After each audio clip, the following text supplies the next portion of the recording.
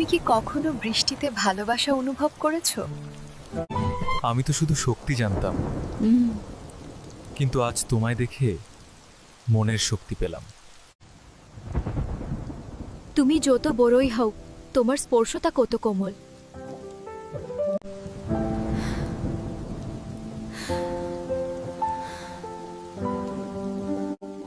সত্যি তোমাকে ভালোবাসা যায়।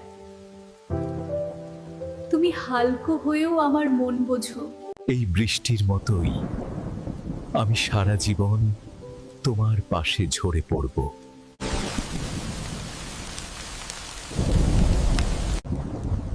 Maybe this rain started our story today. হয়তো এই বৃষ্টি আমাদের গল্পটা আজ শুরু করে দিল।